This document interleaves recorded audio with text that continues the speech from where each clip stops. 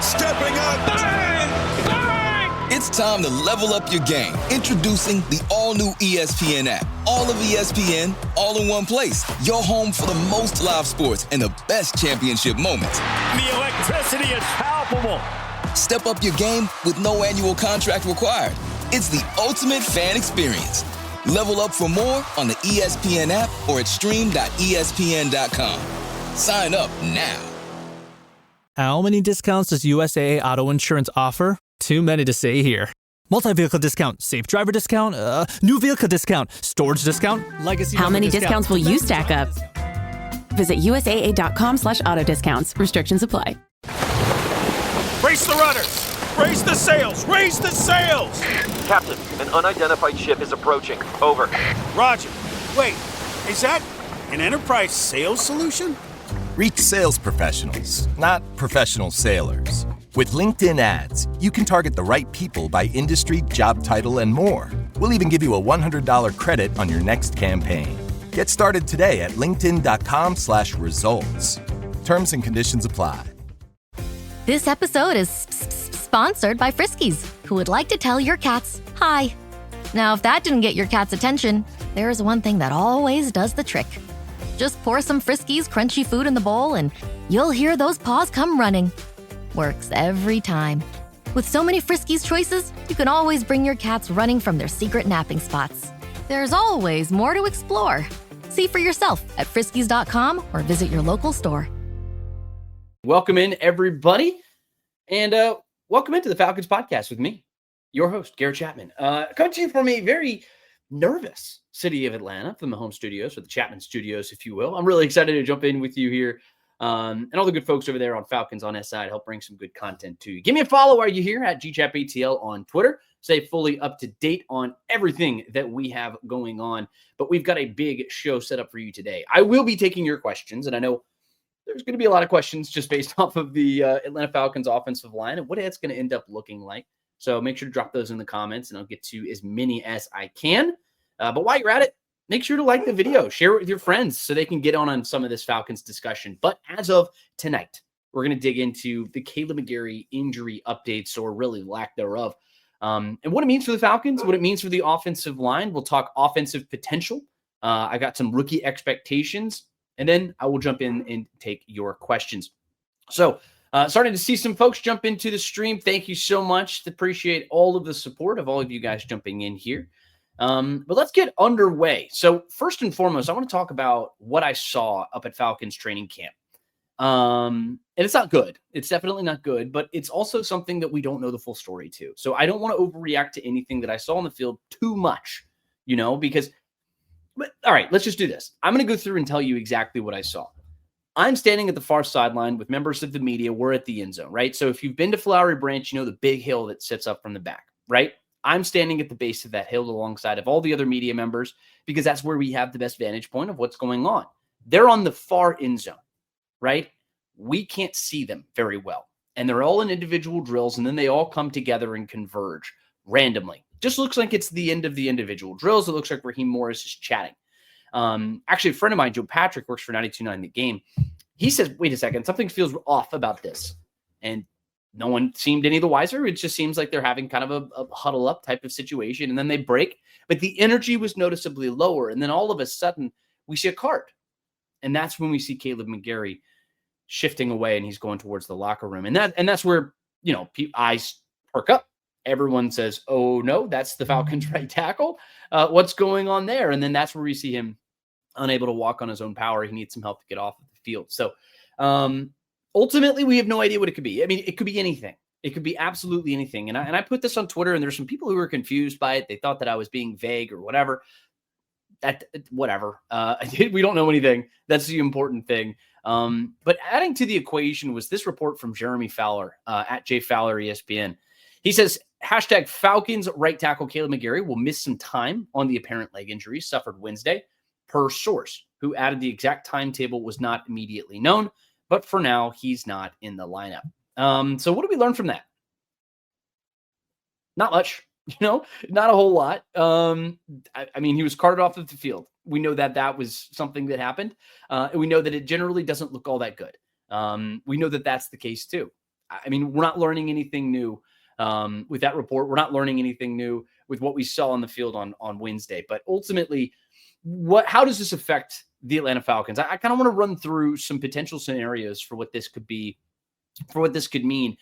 Best case scenario, it could just be a strained MCL, or maybe it's just a tweaked knee. Maybe he messed up his calf. We really don't know. He does specify leg injury, doesn't say knee injury necessarily. We just know that he couldn't put weight on his leg. That's the only thing that we know for sure. But maybe he's just a stiff walker, because we've seen him walk around at training camp, and he is a very stiff walker. So there is a chance that that's all it is.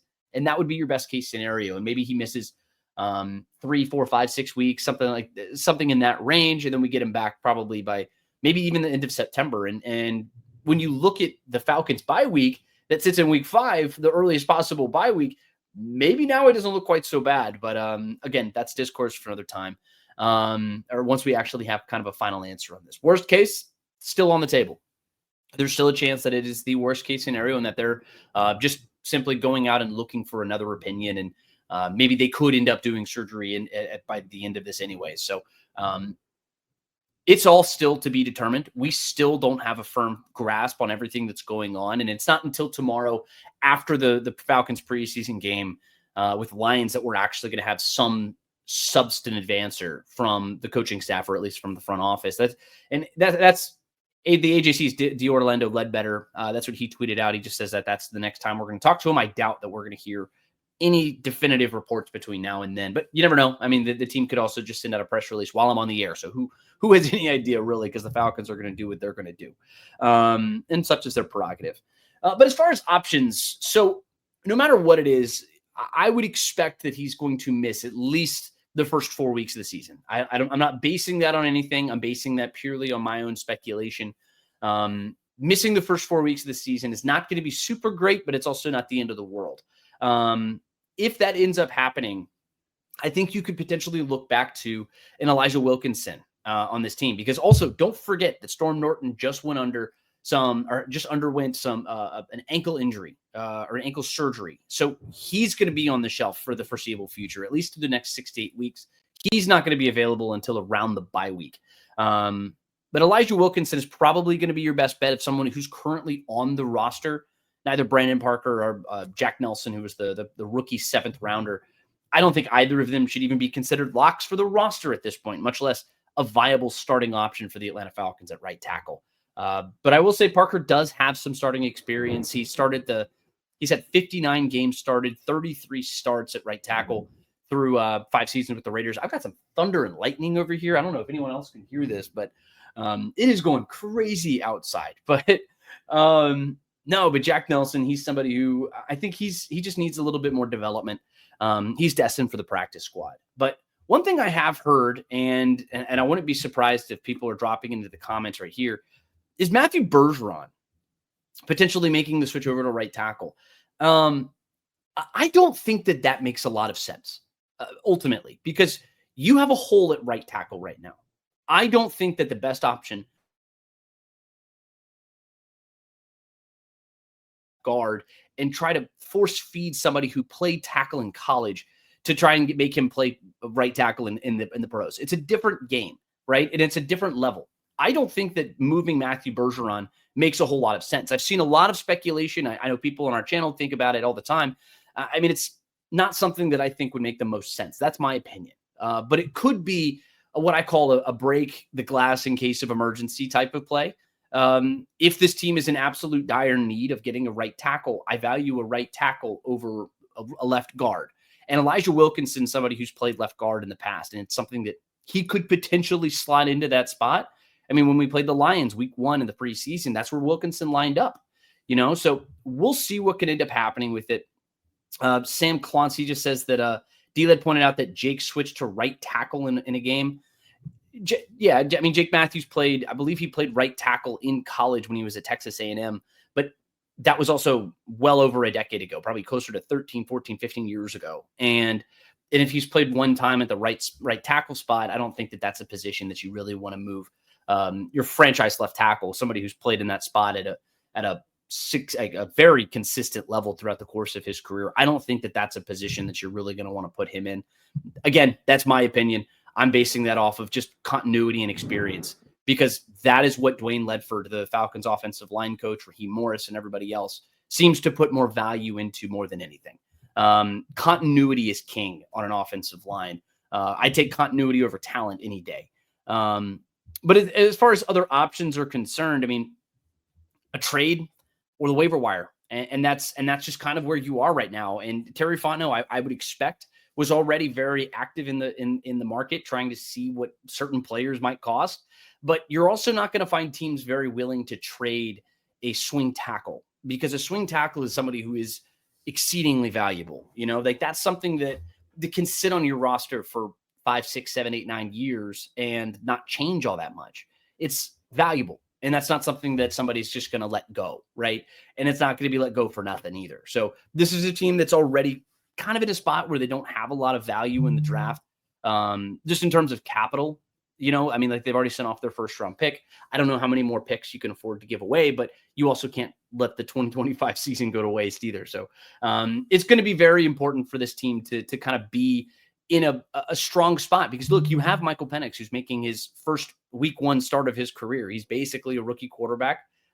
This is going to be the 4th start of his career. And now you've got the blind side of his offensive line, who's going to be a new face almost assuredly. So that gets you kind of concerned, and that's a realistic concern, especially when you look at the rushing attack, which was objectively very good last year. You got Tyler Algier, you got Bijan Robinson, and you think about how this injury or the length of which we don't fully understand yet, but you look at what the ramifications are of this injury, and you start to get worried, because not only, I mean, the Falcons were a good rushing attack, but they were also second in the NFL in rushes outside of the tackles. At 67% of their rushes last year came outside of the tackles. And they only trailed the Washington Commanders in terms of rushing success rate. So that tells me that they're running off of their tackle as much as they are anything else, more than anything else, 67% of the time. That's an extremely, extremely important thing to keep in mind here, that this is a group that likes to run outside. It's that zone run scheme that is just an incredibly important thing for this offense. And Zach Robinson puts a very large emphasis on that.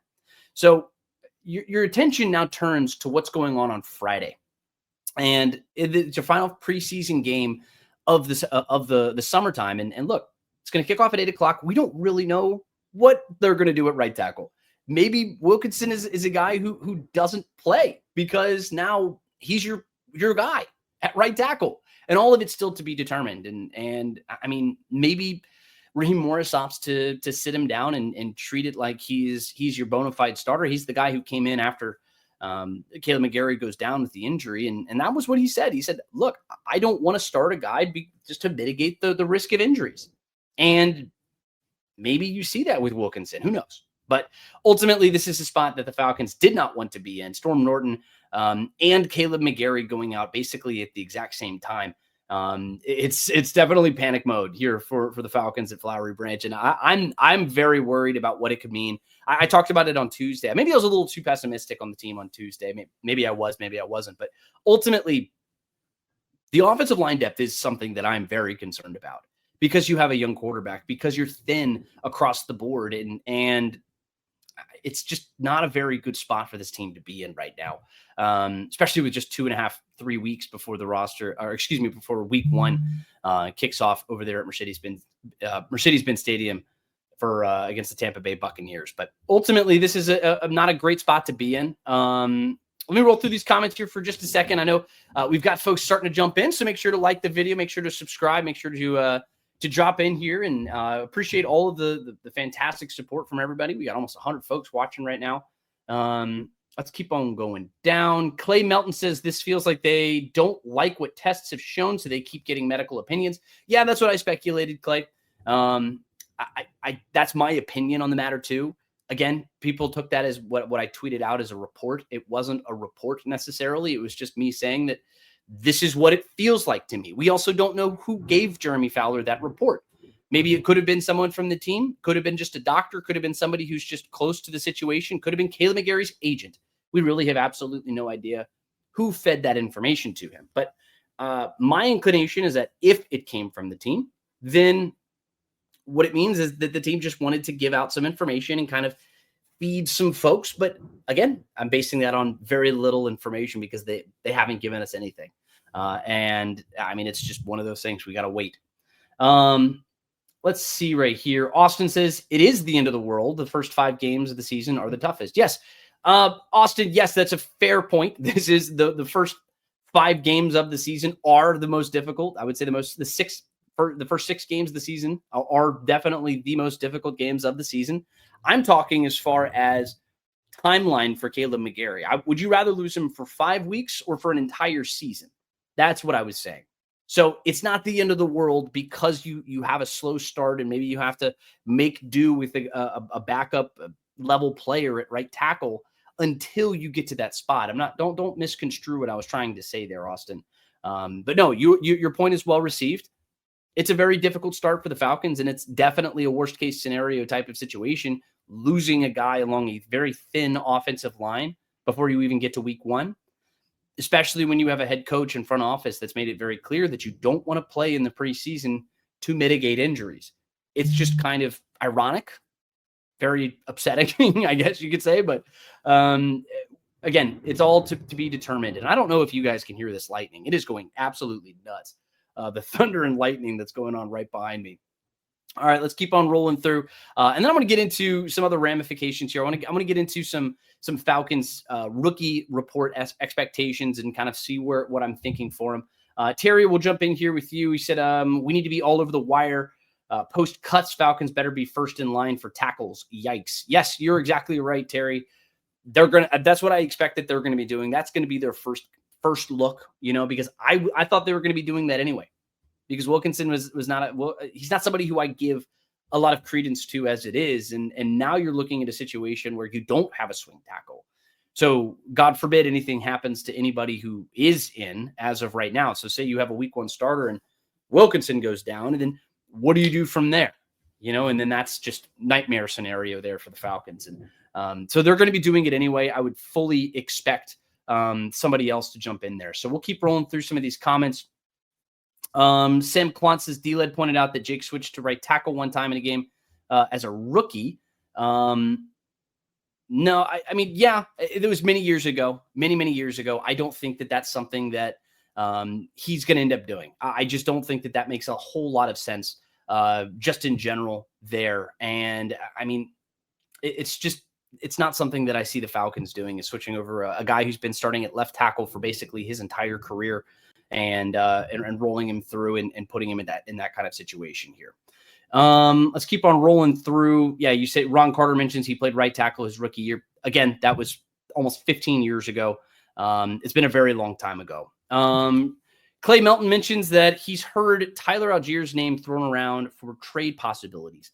I don't think that you're going to get a whole lot of value for Tyler Allgeier just in general. And that's not a knock on Tyler Allgeier. It's just a reality of a backup running back in the NFL. You're maybe going to get a 5th, 6th round pick for him if you put him into a pick value.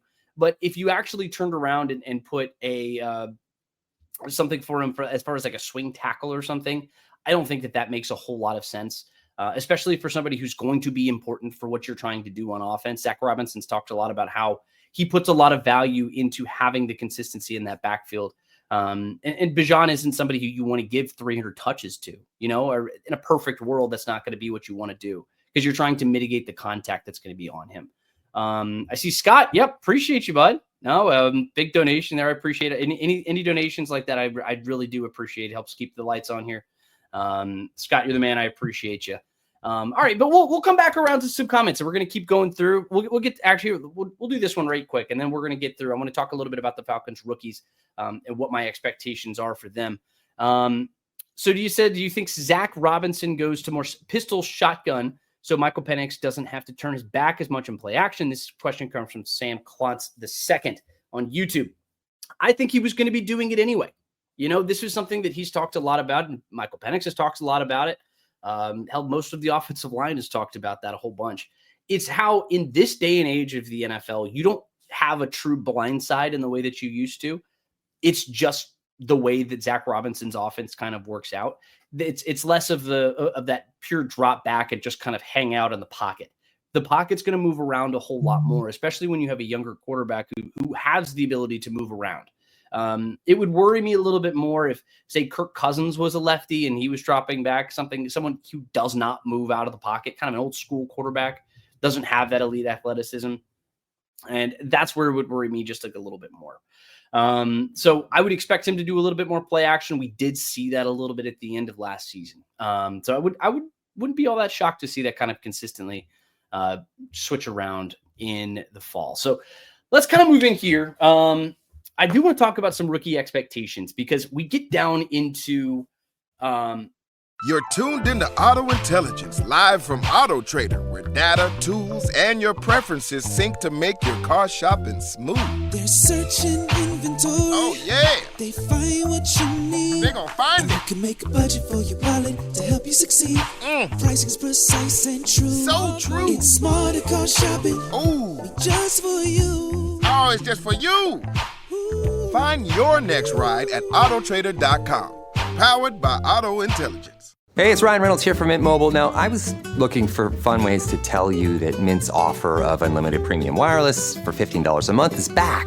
So I thought it would be fun if we made $15 bills. But it turns out that's very illegal. So there goes my big idea for the commercial. Give it a try at mintmobile.com/switch. Upfront payment of $45 for 3-month plan, equivalent to $15 per month required. New customer offer for first 3 months only. Speed slow after 35 gigabytes if network's busy. Taxes and fees extra. See mintmobile.com. Just into brass tacks here with these young guys. And Jalen Walker is somebody who I view as a piece who's going to continue to adjust to the NFL. He's somebody who I think is a very high upside player. But he's somebody who I think is somebody who, he's going to be asked to do one thing in the early kind of parts of his career. And then as he continues to develop, he's going to turn into kind of a plus Caden Ellis, if you will, just kind of a one-to-one type of comparison. Somebody who can be kind of that jack of all trades, somebody who can do a whole lot of things. And the biggest concern right now, as far as rookie expectations are concerned, is the fact that Jalen Walker has missed more than half of the Falcons' padded practice. I mean, he's had hamstring issues, and I think the hamstring ended up working into some of the issues he was having with his groin. Raheem Morris said that they're not very serious, but missing time definitely matters early in his career, and especially for the early parts of the season. We did see him on Wednesday, so I guess that was kind of a positive there for Wednesday's practice, where everything else seemed to kind of be bad news. More and more bad news just kind of came through, but Jalen Walker did practice. He's not going to play on Friday just based off of the report that we heard from Raheem Morris, but he is lining up to play September 7th when the Bucs come to town. And I do think that based off of some comments, this is nothing that Raheem Morris said, but it's just my inclination of what I was hearing from him. I'm not super worried about his health just in general. I think that if this was a standard game week, then we would have seen Jalen Walker line up and play and probably get in there and practice. But it was more of just a preventative type of situation there for Jalen and just in general. But then we move into James Pearson, your other first-round pick. And look, I mentioned on Tuesday just how optimistic I am about James Pierce. This is a guy who has defensive rookie of the year potential just written all over him. I think if there's any player on the Falcons roster who has the chance to really break out and take home some type of award when we get to the end of the season, I think James Pierce is that guy. And you see the value that he has to this front office, or the coaching staff, because of the amount of snaps that he's taken. He's durable. He just has a motor that keeps on going. He's taken more than 500 practice snaps, more than any other player. And that's noted by Josh Kendall of The Athletic. He just doesn't seem to wear down, and you compare that to what you've seen with Jalen Walker, just like on the opposite end. And this isn't a knock on Jalen. It's just more of a credit to James. It's a very tough adjustment for somebody who's making that jump from college all the way to the pros. And James has jumped in and it's just been business as normal, right? And I don't expect him to start week one. I don't think that he's going to be really a massive impact player in the early couple of weeks, but he's got a path to being an impact type of player. Raheem Morris said that they're going to send him in waves. That was the direct quote from him. But I think that he has the chance with a specific role, a preset role of just a third down pass rusher, that is one of those spots where if the defense can kind of keep guys in, second and manageable type of situation, manageable for not second and short or anything like that. If it's 2nd and 5 or a little bit further out, 3rd and 5 and a little bit out, and you have an offense that, in my opinion, could still be an offense that's scoring 26, 27, 28 points per game, then that's going to give you more opportunities to really get after the passer, and that being James Pierce. So he has that clearly defined role. He's going to be a 3rd down pass rusher. That's not a bad thing. It's going to give him an opportunity to just pin his ears back and just get after the quarterback. And you've seen that edge. You've seen that toughness that he's brought to the team. And I think that ultimately it's going to be a great thing for James. And I think he can definitely get you into that 7, 8, 9 sack range. If he has a really good season, I think an expectation is probably closer to 6, 7 sacks maybe. But like I mentioned on Tuesday, that could be enough to get him into the conversation for Defensive Rookie of the Year. Then we go to this defensive backfield, and it's Xavier Watson as Billy Bowman. These are two guys who I see having more of an opportunity to start early. James Pierce and Jalen Walker, they're going to have to compete for starts, I guess, if you will. They're more of a rotation, just with Arnold Ebiketie and with Leonard Floyd and guys like that. So there's going to be a little bit more competition just in terms of reps for those guys. But Xavier's somebody who I think has the highest ceiling of the guys who were in that defensive backfield. So you compare him to what Jordan Fuller potentially gives you, and it's clear why he's gotten so many reps. He resembles the young Jesse Bates, just both on and off the field, the way he carries himself, the way he attacks the ball, the way he's not afraid to throw his hat in on a tackle. It's something that I see in Jesse Bates, and it's something that the coaching staff sees in him too. It's why they went and drafted him, and it's the person he modeled his game after.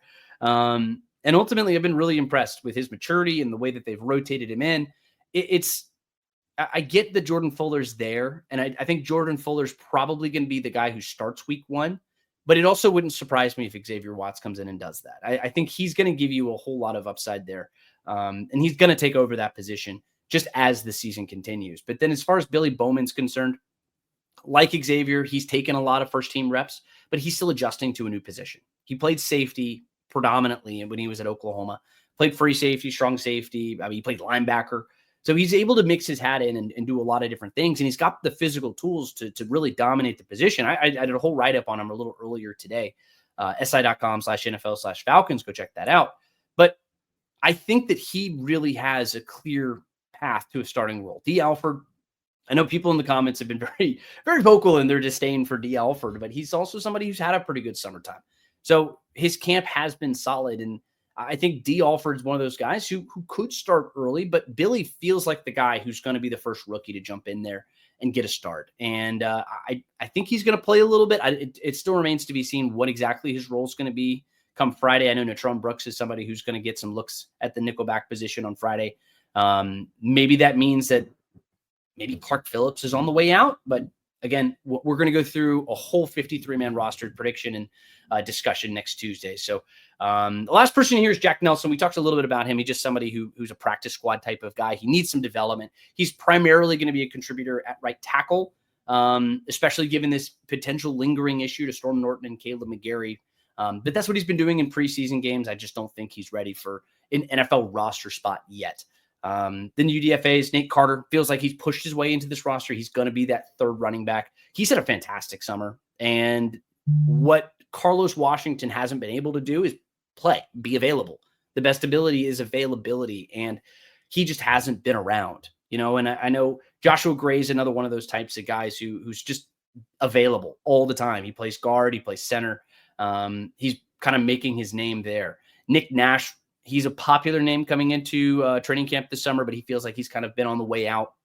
I have a hard time thinking he makes even the practice squad at this point. He might be able to do that. Just depends on what you believe in terms of Chris Blair and Dylan Drummond. He'll be competing with those guys potentially for that practice squad spot. Those practice squad spots. There are only 16 of them. So I don't know how many wide receivers they're going to end up carrying. I'd imagine they're going to carry a lot of offensive linemen just based off of the depth concerns that they have. But then Kobe Bryant, of course, is a very popular player. I don't know where all of his popularity comes from, but I'm as intrigued and his upside as anybody. But no, injuries have really killed his ability to make an impression just in general. But look, I don't think that he's a guy who's going to make the roster right now. It is what it is.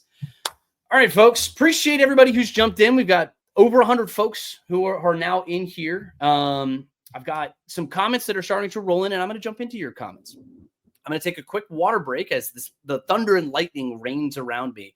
It's hard to kind of keep a train of thought going with all this thunder out here, but give me 2 seconds. I'm going to take a sip of water, just take a quick break. But while we're pausing, make sure to like the video, make sure to subscribe, make sure to follow along with all the great content that we have coming up. So give me 2 seconds. I'll be right back. All right, we're back in here, and I'm going to jump in and start taking some comments here. So we're going to start here. Let's see. Jeff Holton, he mentions that plenty of potential candidates when all the team cuts come, hopefully. Yes, Jeff, you're exactly right. That's kind of my expectation for the Falcons. I think that's going to be priority number one, is going and getting some guys. So once you look at guys who make the final 53, I would not be surprised if somebody makes the final 53-man roster and then is subsequently cut or waived or maybe sent down in that way after the fact, because you just have to declare your 53 and then they're going to be able to put guys on the PUP list or the IR or whatever, et cetera, et cetera, et cetera. They give them their designations and then go from there. But I do think that they're going to add at least one body from the waiver. But one very important thing that everybody needs to keep in mind here is the fact that if you add somebody on somebody else's waiver, right? So you pick up somebody who was cut by another team, you have to add them to your active 53-man roster. So you can't just grab somebody and put them on your practice squad. That's not the way it works. You have to grab somebody and put them on your active roster. That's just something to keep in mind here when you start thinking about some of these players that the Falcons could or couldn't add or drop. So this also gets into the stuff with Kobe, and I know a lot of people are probably going to drop in comments about Kobe, and rightfully so. He's a very polarizing player. I know a lot of people are very, maybe not polarizing is the right word, but you have some people who are very interested in the status of Kobe Bryant.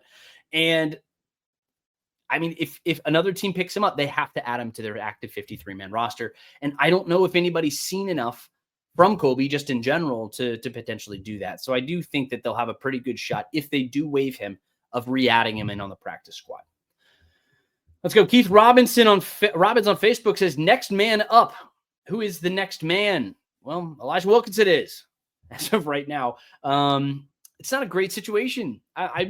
Wilkinson started games for the Falcons, I believe in 2022 or 2023. It was right before Matthew Bergeron came in. So it would have been 2022. He would have started games at left guard. How things have gotten better at the left guard position with Matthew Bergeron, which again, let me remind you, is another reason why you don't want to move a guy on your offensive line over to another spot. It's not Madden. This isn't something where you're able to just pick up and move pieces around. It's less possible for somebody on an offensive line than, say, a wide receiver position, where there's a lot more fluidity to that role. Hell, you can move a running back to a wide receiver spot probably a little bit easier than you could an offensive lineman, because like I mentioned when we got started, continuity over everything. Continuity is the most important thing on an offensive line, and I don't think that the Falcons are going to risk damaging that any more than they absolutely have to. So I think Matthew Bergeron's off the table, but I do think that there's, depending on the eventual severity of the injury, which if you're just joining us, we do not know the update on Kaleb McGary as of right now. We do know that Storm Norton is going to be on the shelf for the next 6 to 8 weeks with a potential return time of between week 4 and week 5, maybe. I think that would probably be it, but they're on the bye week for week 5, so it would be week 6. That's all we know as of right now. Derek says, good afternoon, everyone. I think we're transitioning into the evening, so good afternoon, good evening, good night, whatever, however you want to say it. We're going to keep rolling through with some questions. If you have some questions, I'm more than happy to jump into it. We'll continue to take those here. Jeff Holton says maybe a Kyle Pitts trade for a proven starter. Maybe not. I don't think that anybody wants Kyle Pitts. If I'm being completely honest, Jeff, I don't know what kind of value this is. Similar to I believe you might have said it or somebody else said it, Jeff, and I appreciate the comment, the question. I don't think that Kyle Pitts is going to fetch a lot of value. I don't think that a Tyler Algier is going to fetch a lot of value. It's just a player for player trade. There just aren't things that happen all that much, and it's not like the NBA. It's not like Major League Baseball where trades happen all the time. In the NFL, it's about like I'm going to use the word again, continuity.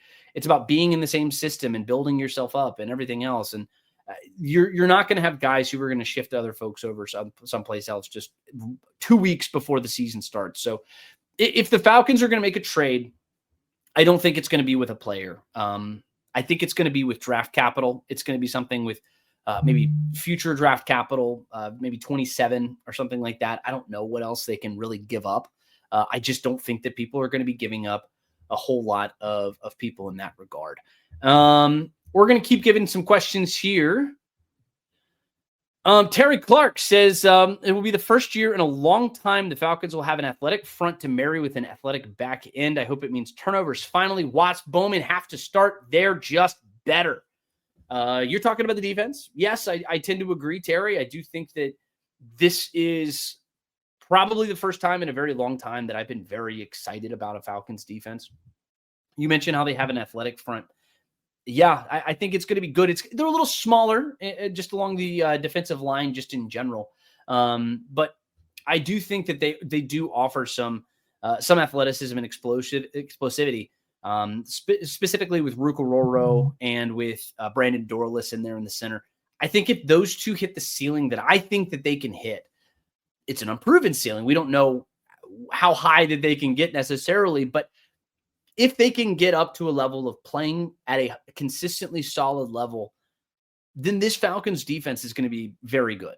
They're putting a lot of stock into those two specifically. And I think that the edge rush is going to be significantly improved. You have two veterans who you're going to start and then rotate young, explosive young players in with that second unit. So I think that the front, that defensive line is going to be good enough that they're going to be able to give some folks some problems. And I'm excited about what the defense looks like. And then you get into the linebacker position. You have a Swiss Army knife in Caden Ellis. Divine Diablo, I think, is going to be someone who surprises a lot of folks. He's going to be a guy who surprises people. And I think I'm excited about that more than a very long time. And it's that attack front. You know, Jeff Ulbricht's talked about it, getting that edge and getting those folks who are willing to kind of play that style and adapt that. And Terry, you mentioned Xavier Watts and Billy Bowman. I think Billy Bowman, most of all, he's somebody who likes to throw his hat around. He's somebody who he's not very tall necessarily. He's only 5'10", but he's a stocky build. He's tough. You know, I mean, he's somebody who's going to get in there and hit. And they talked a lot about what kind of guy physically that they want to have in that defensive backfield, specifically at that nickel spot. And it's somebody who they called it Cobra-like qualities for Billy Bowman, where it's short area quickness and he wants to explode and pop, and he needs to be fast enough to keep up with shiftier wide receivers. And that's Billy. And that's what we've seen from him. And you've seen some of that kind of attack style on the defensive side that we could see in the regular season. We've seen it on special teams. You know, and we've seen them explode down the field and really create some problems for punt return guys. He's had some very athletic tackles. He's shown some of that explosiveness, and I think that ultimately it's been a good sight to see for him. And I think he's going to have a role here early, at least in the early parts of the season. But we'll see what it actually looks like at the nickel spot. I think he's inevitably by mid-season, he's absolutely going to be the starter for the Falcons. But I think he starts a little earlier than that. I'm just setting the floor at maybe mid-season that we absolutely see him kind of being the every week starter. But just as he continues to adjust to a position that he didn't play in college, he was more of a box safety. He's somebody who likes to get around and just be around the football, as evidenced by 11 interceptions that he had at Oklahoma. Just guys like that have a nose for the football, and I think having someone like that in your nickel spot is going to be very valuable. But you also mentioned Xavier Watts. He's just has a high IQ. He's somebody who I'm very excited about. I think he has a ton of potential. Some people had him as their second safety in this class. Some people had him second round or so. And he's very smart. Generally speaking, the closer you are to the middle of the field, the smarter I want you to be. Like your quarterback, your middle linebacker, and your safety specifically. Those are the three guys who I need you to be very intelligent. And I think that Xavier Watts has that intelligence. He's somebody who I think that he can bring that to this defense as a rookie. Despite being a rookie, I think he has the maturity that Jeff Ulbricht called uncommon among rookies. And I think we're going to see that. It may not show up on the stat sheet very early in the season, but like Billy Bowman, I think I have very high expectations for him. And something where I think he can really push into this lineup and kind of make hay early. Let's keep on rolling through. Happy Hudson says, depending on the severity, I think when roster cuts happen, that would be more likely than a trade. Yes, Happy Hudson, I completely agree. I think trading is not something that Terry Fontenot would want to do. We don't have a lot of capital, just as it is. The Falcons don't. And if he's out for the season, you're going to have to be a lot more aggressive. You're not going to find a starting caliber tackle in the waiver wires. It's just not the way the NFL works. Tackles don't grow on trees, especially 6'5", 330-pound guys who want to defend the blind side of your quarterback. That's not somebody you want to do in that way, but maybe you can go find a swing tackle.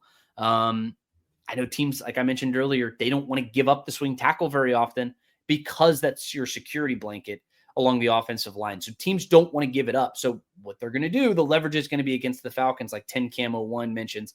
It is not working in their favor, and teams are going to know that the Falcons' backs are going to be against the wall, and they're going to want to do this as quickly as possible to try to get them in here and acclimated, depending on the severity. Because, again, we don't know what the severity of the injury is right now. It could be a season-ending injury. It could be just a couple of weeks. But based off of the report, which I'll show everyone again, I'll add it back in here. This is all we have to go on.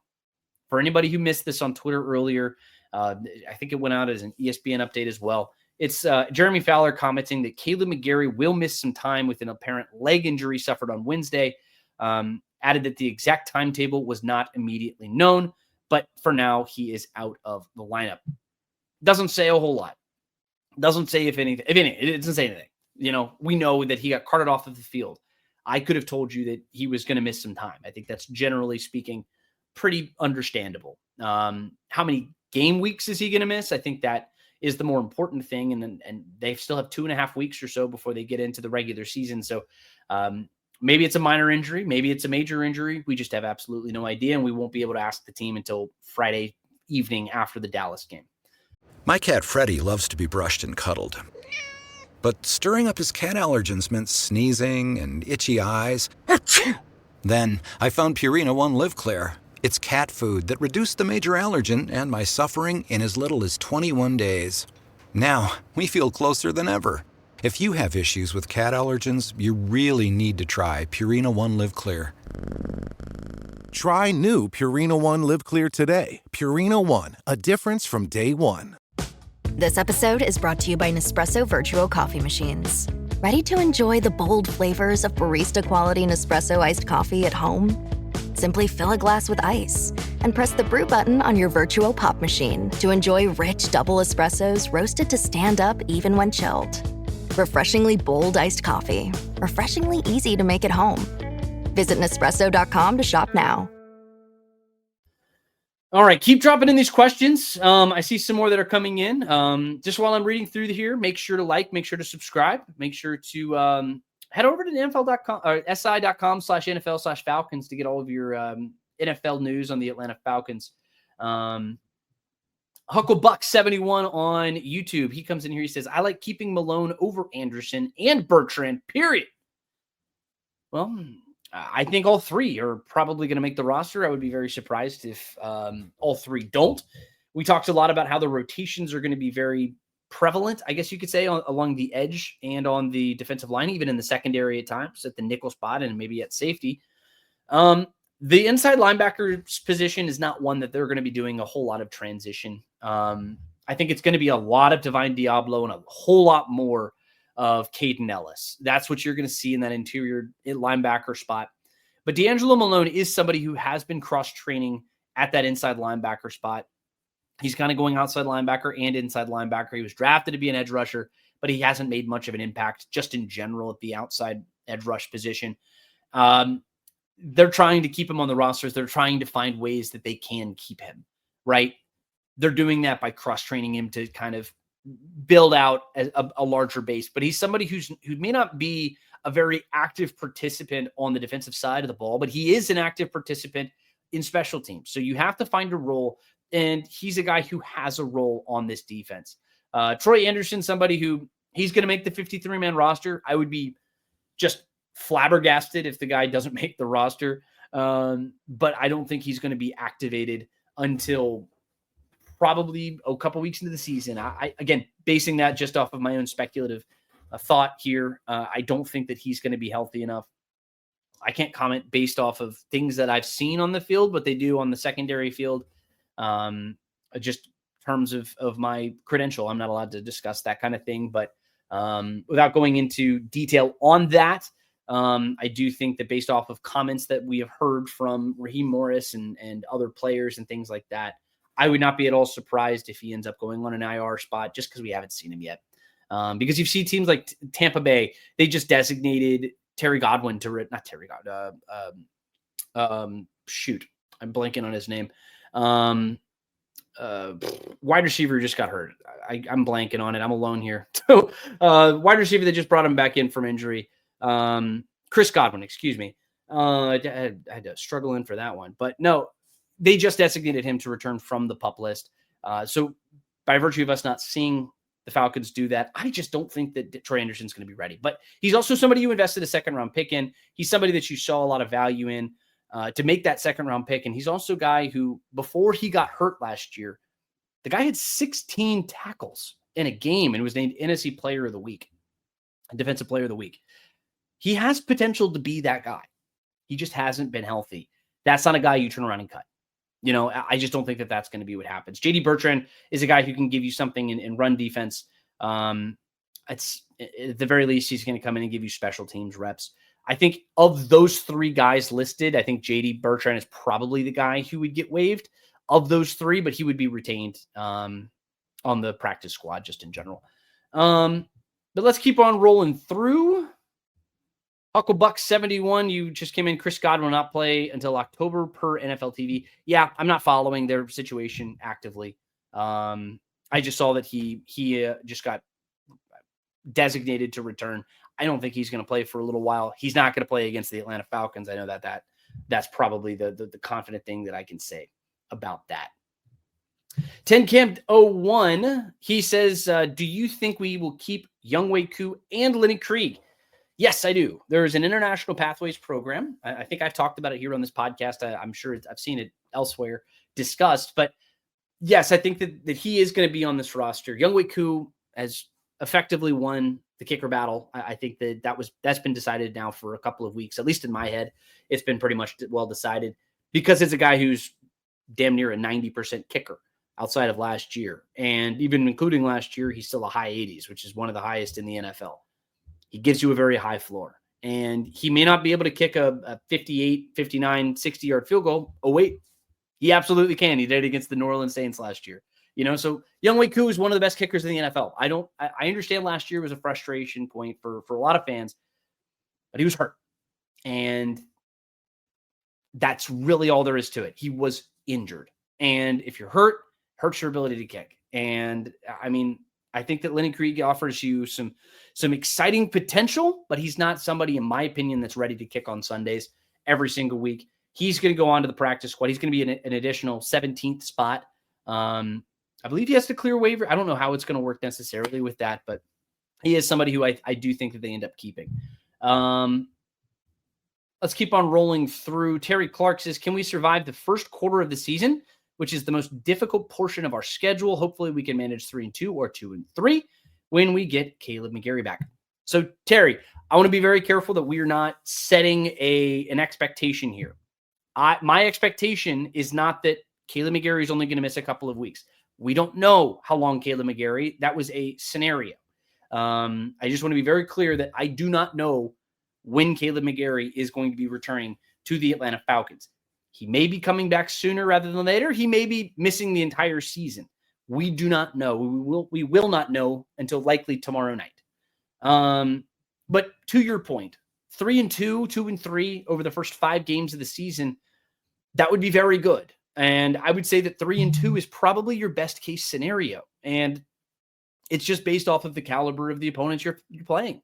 You know, you've got, just off the top of my head, you're facing 4 teams who made the postseason last year in the first 5-6 weeks of the season. You know, you have Super Bowl contenders in that span. You have a team who's won the NFC South the last 4 years in a row in that span. You have a team who beat you by 21 points last year in that run. So it's going to be a difficult run. It's going to be difficult, but that's also life in the NFL. The NFL is very difficult. Even the bad teams are very good, right?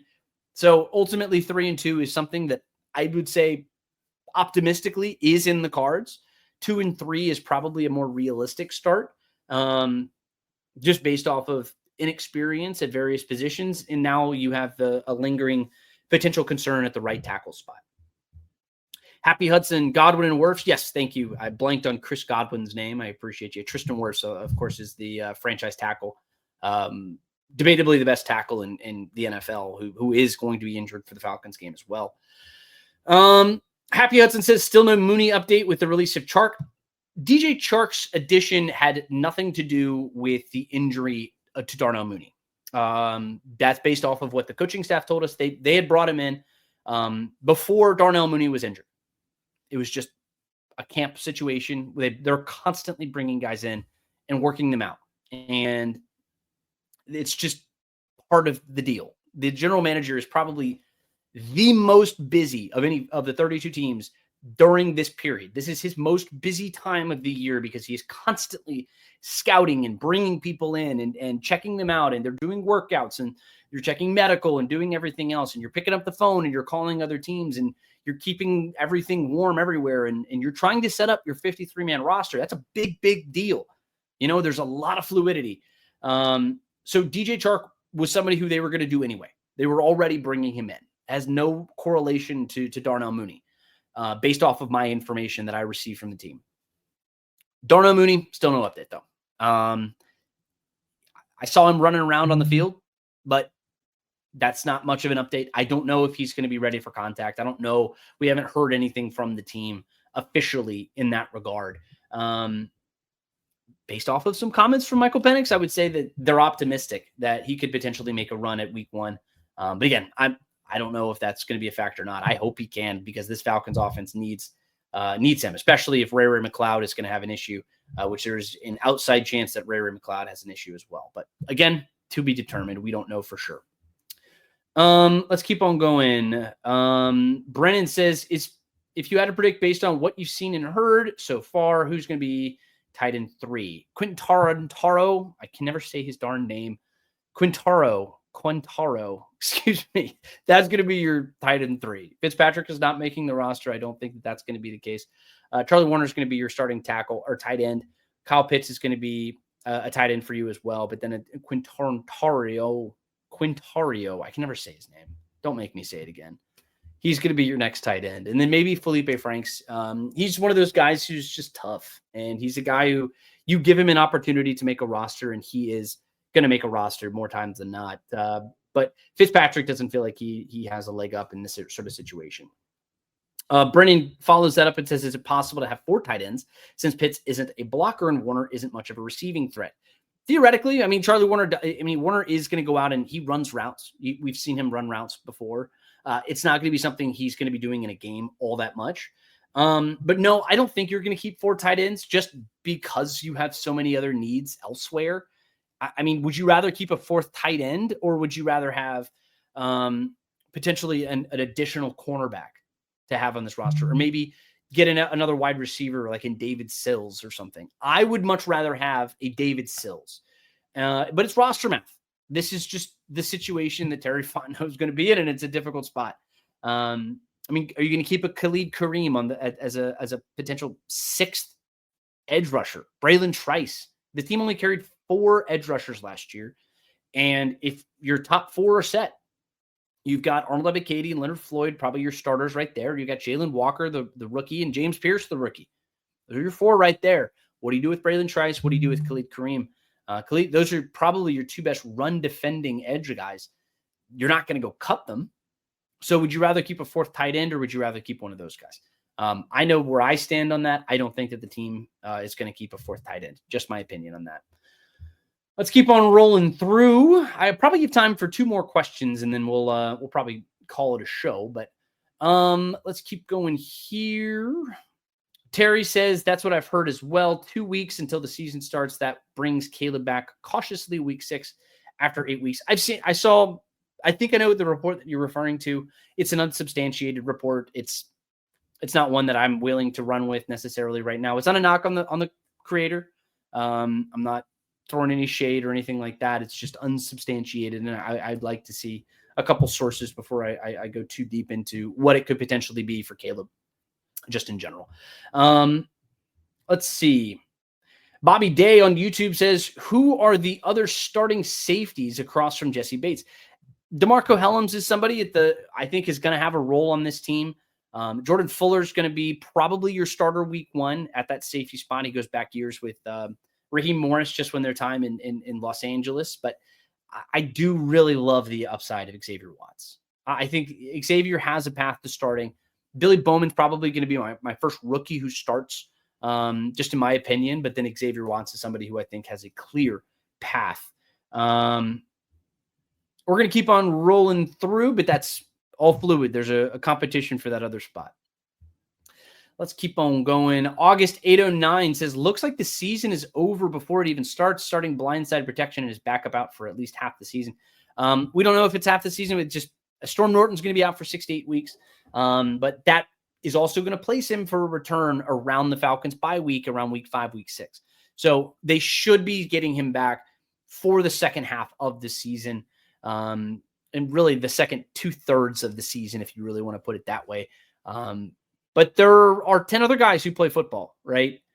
You can lose the tackle and you can still play really good ball. You know, I think you'll be fine. You can scheme things around. And look, Charlie Warner's also a guy who they're going to probably move over to the right side, and he's going to help with chips and things like that. This is not the end of the world. This is not the end of the season. This isn't a season that's just going to go completely off the rails because you lost your right tackle. Maybe. We don't know what the actual prognosis is for Kaleb McGary yet. So I don't want to hit the panic button. I don't want to freak out too much as of right now. But August 809, I understand you're worried. I understand your concern. It's very frustrating, especially when it's only 2 weeks to go until we get to the regular season. I get your frustration. Just like everybody else, we gotta just wait and see. We just gotta hold on. Let's keep on rolling through. Brennan, that's a great question. Oh, I'll get to you, Stephen B. I'll get to you. Brennan, give me 1 second. So how good is a team if losing 1 or 2 linemen ruins the season? That's kind of my point. That is kind of my point, Stephen. I think that this is a team that I think will survive. They'll be okay. And worst case scenario, you have a hole at right tackle, and then you go and address it in a trade. And you do what you can in that way. And then you bring a guy in and you see what they can do. There are options.